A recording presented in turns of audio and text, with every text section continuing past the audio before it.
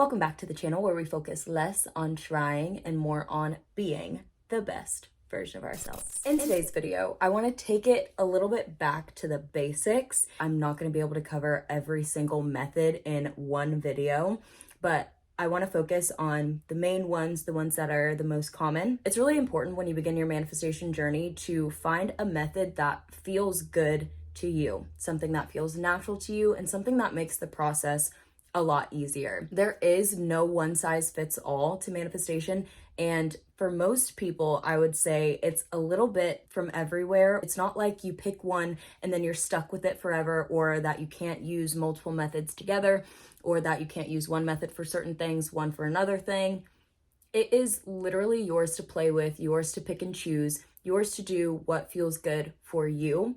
I just want to give you kind of a rundown and an overview on your options for the most part. If there's anything I didn't cover, if you want me to go more in depth on a specific method, of course, I can make an entire video on that. I also, before we even get into the methods, I want to talk about the purpose of methods when it comes to manifestation. The methods and the processes are not what gets you your manifestation. That's why it's not one size fits all. That's why there's no secret sauce or secret formula saying that if you follow this certain set of rules, if you follow this certain criteria, you will guaranteed get your manifestation. It's on an individual basis, and there are things that commonly work for a lot of people, but that might not work for you, and that's fine. You should never feel like you're forced to do a certain method or forced to do a certain process just because somebody else is doing it. You should try it for yourself and see if it works well for you, see if you're vibing with it, and if not, there are so many other things to choose from, which is why I'm doing this video. So maybe you can see there are other options for you. So the purpose of a method or a process is just to align your thoughts and beliefs with the version of you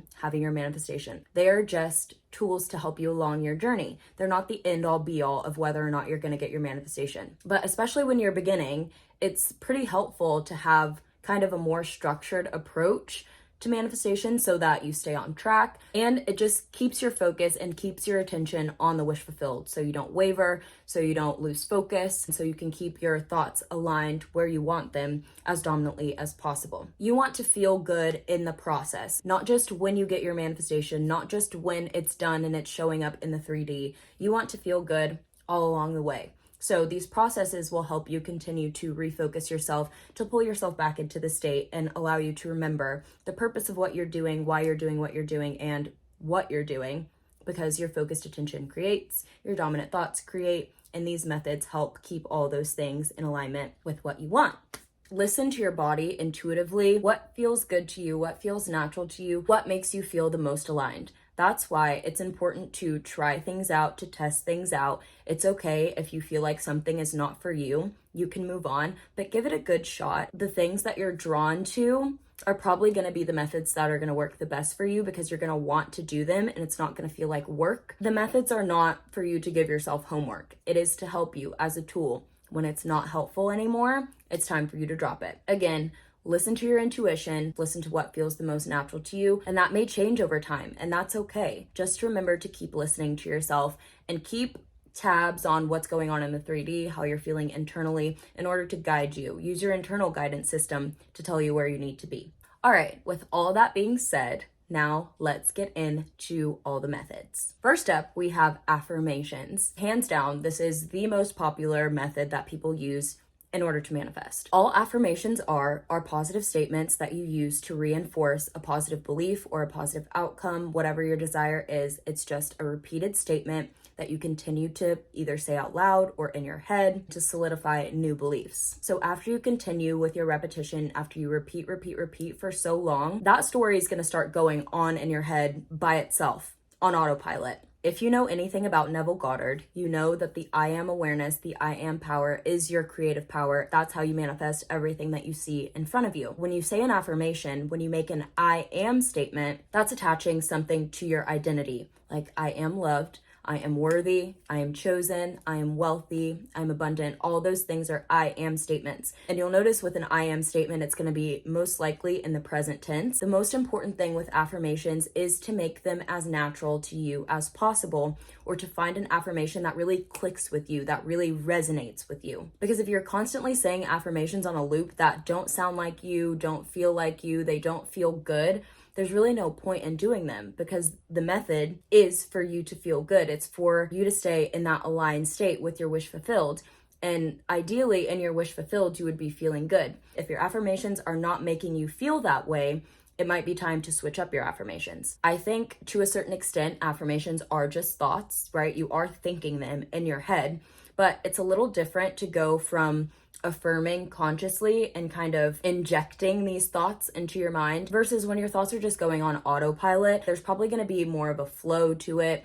There's probably going to be a little bit of a conversational tone to it. Pretty much putting like bumpers up on your thoughts so that you have to stay in alignment, like constantly redirecting your thoughts until you can do it on your own. You can take the bumpers off. I feel like when you go more that route, it trains you more for the future, so that in any scenario, anything that you're manifesting, it's going to be a lot easier for you to come up with a more natural line of thought, a more natural inner conversation, and more natural affirmations that will resonate with you and that will feel really good, not only for what you're doing in that moment, but for anything else you manifest. So there's general affirmations like, my world takes care of me, everything is wonderful. All those things are blanket affirmations, which I think are amazing, especially when you're working on your self-concept and this is really new to you. You want to build those foundational beliefs that sometimes block smaller manifestations, because there's an overarching or underlying belief that negates whatever you're trying to affirm.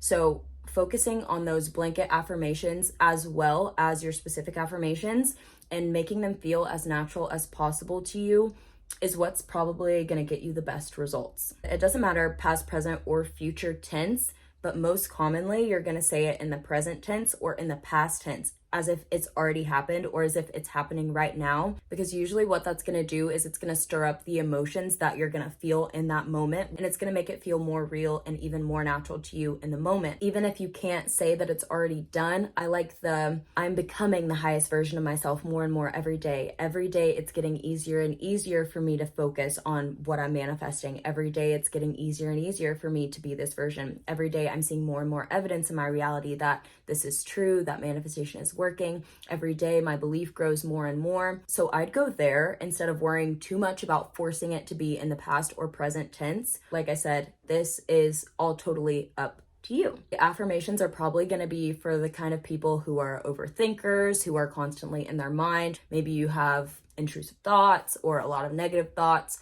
Affirmations are probably going to be what feels the best to you, because you're going to be able to stop those thoughts in their tracks and replace them with a more positive thought and continue to train your mind to veer more in the direction of something that benefits you, a thought that's beneficial, and away from the thoughts that don't. So in the beginning, if you're having a lot of negative thoughts, what a lot of people will do is robotic affirmations, which is just saying the affirmation over and over. You don't have to put a feeling behind it. You don't have to put anything else behind it other than the words, but you just repeat it, right? Because that repetition is what will program your subconscious mind. Robotic affirmations obviously do work, but I wouldn't say that it's somewhere you want to stay forever. There are easier ways and ways that feel more fulfilling and a lot more natural that will probably serve you better as you grow on your journey.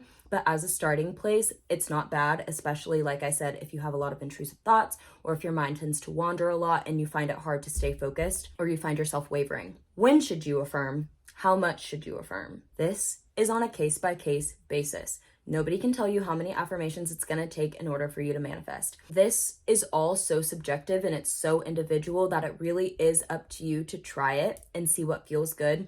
But I will tell you from personal experience what works best for me and why I do it the way I do. The times where I'm going to focus the most on affirming are right before I wake up, because it sets the tone for the day. You're still in kind of that sleepy, relaxed state where the gap into your subconscious mind is still open. So right when you wake up in the morning, that's when I like to affirm, and right before I go to bed, because the same thing, that gap to the subconscious mind is opening as you go to sleep. I like to affirm in the shower because, again, that's another time when you're probably in more of a relaxed state. Or when you feel like things are going tits up. It happens. It happens to the best of us. So that's probably a time where I'm going to go on an affirmation rampage. As an example, I might be like, why wouldn't he love me? I'm amazing. Everything about me is amazing. Of course he wants to be with me. Of course he loves everything about me. He's literally obsessed with me. Actually, he's thinking about me right now. Actually, he's calling me right now. And you just go on and on and on. The subject is the same, but I'm not saying the same affirmation over and over again, but you can affirm all throughout the day. I would not say that you need to affirm literally all day long. It's just not necessary unless that's really something that really gets you going. That's just what makes you happy, then go ahead and do it. You could literally affirm 5 minutes, 10 minutes a day and get your manifestation. And that's like sporadically throughout the day, or you could do it all in one chunk. Like I said, so customizable, literally all up to you. That's affirmations. The next method I want to talk about is visualization, obviously, because that's probably the next most popular method. Literally all visualization is closing your eyes, seeing your desire in your mind's eye, making a mental image, a mental picture of what you want to happen, and rehearsing it in your mind as if it's already happened or it's happening at the moment. Your subconscious mind cannot tell the difference between a real physical and imagined experience. If you're visualizing the same scene over and over and over again, your subconscious mind is going to start to think that this is real. This is what's happening. It's going to move things around in the 3D in order to bring it to you in the physical. That's the subconscious mind's job, right? To match your external state to your internal state. Again, peak times are going to be in those sleepy, drowsy states when the subconscious mind is more open, or whenever you want. I put daydreaming under the category of visualization because I think daydreaming and visualization go hand in hand, and people who say that you cannot manifest by daydreaming have never done it, because it is possible. I do it all the time. You don't have to worry if it's not that detailed. You don't have to worry that everything is included, that everything is exact, everything is perfect, that you see every sight, every smell, every sound, every touch. If you just want to throw a scene together that entails all the important bits and replay that, and that works for you, great. If you want to get super detailed and you want to stay in your visualization for 30 minutes, lovely, do that. I would say specifically with visualization though, it's super beneficial to go into a visualization in a calm state. When you feel calm, when you feel peace, when you can let go of thoughts. And that doesn't necessarily mean you're not thinking any thoughts. It's just that you don't identify with them. Thoughts are just passing you by and you're in the state purely of being the observer. Peak time for visualization, because you have no other notions of who you are, your past identity, what's happening today, what's going to happen tomorrow, what happened in the past. You are just fully present in the moment. Doing that before you get into your visualization is going to put you so much more in depth into that practice. So yes, this is where SATs come into play. All SATs is the state akin to sleep, that super relaxed theta brainwave state where everything's slowed down, you feel really calm, you feel really at peace, is going to be a super good time for your visualization. That does not mean that you can't visualize anytime you want, because you can, but there is a lot of scientific evidence for those peak times of manifestation in those specific brainwave states, or when you're just on autopilot. So when you're driving, when you're washing the dishes, doing chores, things like that, things that your body already knows how to do, your subconscious mind already knows how to do, it's kind of occupied. So that's a good time for you to step in and be like, hey, also this. And it's just like, okay, whatever, kind of takes the information in and doesn't give a big fuss about it, because your conscious mind is not at the forefront telling you that this is not true, this is not possible, that never happened. It's kind of just like, okay, cool. So for my people that are more visual learners, people who have really vivid mental images or like to daydream, those are going to be the type of people who are more drawn to visualization. And maybe if you're daydreaming and making scenarios and visualizations about something negative, it would benefit you to recreate those scenarios in your mind and start replaying those positive mind reels, positive visualizations, and have that kind of stored in your mind as a backup for when you need to be pulled back into that place. You can go into your visualization and come out feeling more like the aligned version of yourself. The next method I want to talk about is scripting. Scripting is the same deal as with everything else. It is so customizable, so personal. You can do with it whatever you want. It doesn't even have to be pen and paper. It can be on a laptop, on your iPad, on your phone, whatever. It can be a scene, it can be a script, or it can be affirmations that you're writing down of your desire, of you living in your desire, of you being the person you want to be, of you having the things you want to have. you're writing about it and kind of letting it flow out like a stream of consciousness. At least that's my favorite way to do it. It's kind of like it's a journal entry or like a diary entry from the future, but I'm talking about things like they already happened in the past. Focusing on the things in your scene, what would happen, what would you feel like, what would the things around you look like, what are people telling you? You can even script your affirmations, like just write your affirmations over and over again. That's a form of scripting. Literally, you just putting pen to paper, metaphorically or literally, is all scripting is. For scripting specifically, I am going to recommend that you use present tense or past tense. That's usually the most potent way to do it. If you want to script in the future tense, you go for it and you have fun. Live your best life. But if you're new and you're like, I don't really care, just let me know what to do, I would say definitely past or present tense. Maybe if you really like to visualize or affirm, you're like using another method. Scripting is a method that you can use in tandem with that. So if you're affirming and you want to script your affirmations, or if you're visualizing and you want to script your scenes from your visualization, those work really well together. So let's say you want a promotion at work and you want to script about it. You would start writing, I'm so happy and grateful that I got this promotion at work. It literally was so easy. My boss was so nice when they called me in for a meeting and I got a raise on top of it. I'm getting paid so much more money. I'm doing so well in this new job. It's coming to me so effortlessly. I love how everything turned out. Everything's so amazing now. Everything worked out perfectly for me. It was literally so easy for me to get this promotion. I knew that I was made for this job. And then once you have that scripted out, you can either continue to script over and over again about different things or about the same thing over and over again, or you can just read what you've scripted before and use it kind of like an affirmation to say to yourself and bring you back into the state of the wish fulfilled.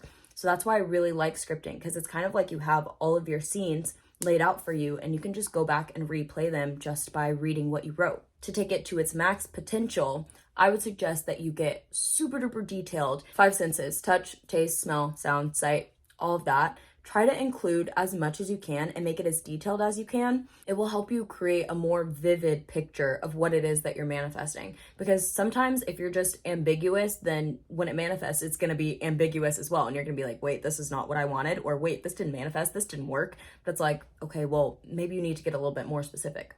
So with scripting, that's the time where you can go balls to the wall and you could write for as long as you want. You could write a whole entire novel if you want to and just read it over and over again. So scripting is a super duper fun technique, especially if you like to write, especially if you like flowery language and getting really in depth, or if you already keep a journal or a diary and you're writing about things that are happening to you now, maybe negative circumstances, things from the past. Instead of writing about all that, use your scripting as your journal, as your diary. Instead of focusing on whatever happened in the past or what's happening currently, bring your manifestation to the present moment and start scripting what you want in the future as if it's already happening now or as if it already happened. Good? That's scripting. I want to quickly just glance over 3 more methods that are like honorable mentions. And these are really easy to just throw in whenever you want if you feel like you need a little bit more sprinkle. First one is gratitude. If you can put the feeling of gratitude on your desire as if it's already happened now and you're grateful for it now, literally, it's gonna be like clockwork. Every time you're gonna be like, boom, it's done. The reason that I like this is because you can use it pretty much wherever you want. And when you're doing your affirmations in the morning, all you have to do is, instead of just saying, I am successful, you would say, I'm so happy and grateful that I'm successful. Or I'm so happy and grateful that I'm with my SP. I'm so happy and grateful that everything always works out for me perfectly. I'm so happy and grateful that everything is exactly as I want it to be. Putting a little bit of thankfulness into whatever it is that you're manifesting will help you get more into that feeling state and get your desired outcome, because what you're manifesting will be attached to that feeling of gratitude. So you know that when it comes in, you're going to be in a fulfilled state because you're not really grateful for things that aren't fulfilling. You're not really grateful for things that don't feel good. You can debate about whether or not we should be, whether we should take things as lessons or whatever, but let's just be real, okay? If you're finding it difficult to find things to be grateful for, or if it's making you feel a little off to just say, I'm grateful for these things, knowing that they haven't happened yet or they aren't in your reality yet, I would recommend that you start with things that actually are in your reality that you are grateful for. It can be anything. Literally, like, I'm so grateful I woke up this morning. I'm so grateful that I have fresh air to breathe. I'm so grateful that I have food to put in my belly. I'm so grateful that I have a comfy, cozy bed to sleep in. Whatever it is, start small and build on it. And once you start building on those things that are already in your reality that you know are here, then you can start to sprinkle in your desires, the things that haven't happened yet but will happen, into your gratitude list so that they become synonymous with each other, because you've already started that positive momentum to feeling grateful. And then when you tack on your desire at the end, it has that same energy signature or that same feeling attached to it. So the sooner you can get into the feeling of gratitude for it already happening, the sooner it feels more real, the sooner it's going to come to you. You're not in a state of not being fulfilled, because when you're grateful, it's usually because something has already happened or because something is sure to happen. So sprinkle gratitude throughout your day. Everybody could do this, and everybody should do this, in my opinion. The more you put your focus and attention on things to be grateful for, the more things will show up for you to be grateful for, because that's where your focus and your attention is. Rather than if you were constantly complaining, you're putting your focus and attention on it not happening yet. Therefore, more of that is going to show up in your reality. So flip the script. Gratitude. I don't know why I keep giving you the thumbs up. I'm in dad mode today, obviously. Sorry about that. Anyway, that's gratitude. Subliminals. You probably know what subliminals are. They're literally just affirmations that you can't hear, usually underneath some kind of music or binaural beats or something like that. And you just listen to the music. You don't hear the affirmations, but the affirmations go straight to your subconscious because they're bypassing your conscious mind and going straight into the subconscious, because your conscious mind can't hear them because they're underneath the music. Right? Subliminals do work.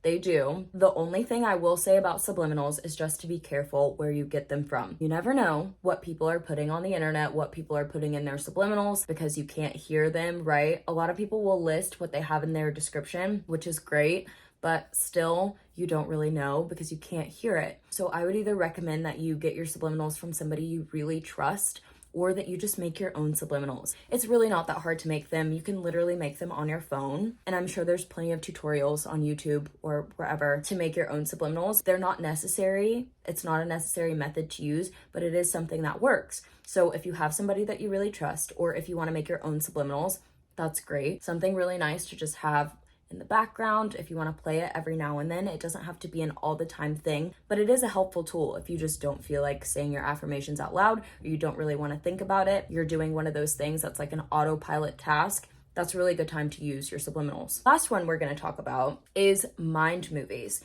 Now, I haven't heard a lot of people talk about this. I've heard Naya talk about it, but I found this from Dr. Joe Dispenza. I'm pretty sure he's the originator of it, and I saw it when I read Becoming Supernatural. I choose to make my own just because I feel like the ones that are out there are not that great, and I like to tailor it more to me. So all a mind movie is a video where in the beginning there's like a few minutes of kaleidoscope, and then it's going to go into images with affirmations like written onto the images, and usually there's some kind of like calming music in the background. And so you just sit there and you watch the kaleidoscope, gets you into that theta brainwave state, that relaxed state. And then when the images and the affirmations come up, your mind is more receptive to taking those things in. Me personally, I have started making my own mind movies because I can literally use pictures from my Pinterest. So it's really personalized to me. And here's the kicker. For the music, I will use binaural beats, which are really good at relaxing you, syncing the hemispheres of your brain. So your brain is really prepped and primed just from the binaural beats. So I'll put the binaural beats in the background. I'll do the kaleidoscope in the beginning. I'll do my Pinterest images or whatever other pictures I want to put in there. And then instead of putting the affirmations on the screen, I will make them into subliminals and I'll put them underneath the binaural beat. So I'm kind of merging a whole bunch of things into one, because you're getting your visualization, you're getting your sats because you're in a relaxed state. You're getting also that from your binaural beats. You're getting your visualization from your images, and you're getting your affirmations from your subliminals. So it's pretty much an all-in-one, an all-encompassing thing. You just watch it. And it's like, what, 5-10 minutes? It's so fun. It's a super relaxed kind of way to just get your fix of doing your affirmations for the day or doing your visualization for the day. Like, I'm focused, I'm aligned, this is what it is. And it gives you that quick jolt, and then you can kind of feel like, okay, I'm done with processes for today. Especially with the mind movies, I would say it's a little bit more lax on doing it whenever you want because of the nature of the way that they're put together. It's going to get you into a relaxed state pretty much whenever you're doing it, as long as you're in a relatively calm environment. But that's just a little overview. I hope that this gives you a little bit of insight into what each method is and helps you kind of choose what would be best for you. Remember that this is all so individual, it's all so personal, and that you can use a variety of these methods or just one method, or maybe none of these methods are what's best for you. But probably at some point in your process, in your journey, you're gonna use one of these methods. These are all tools to help you, to keep you on track, to keep you aligned, to keep you focused. And as long as that's what they're doing for you, then you should continue to use whatever method or whatever combination of methods feels good for you. Okay, you guys, that's gonna do it for me today. I really hope you guys enjoyed and got something of value from this video. Please be sure to leave your questions, comments, concerns in the comment box below, and check out the description for my services, social media links, all that good stuff is down below. And other than that, I love you all so much. Thank you for being here, and I'll see you next time. Bye.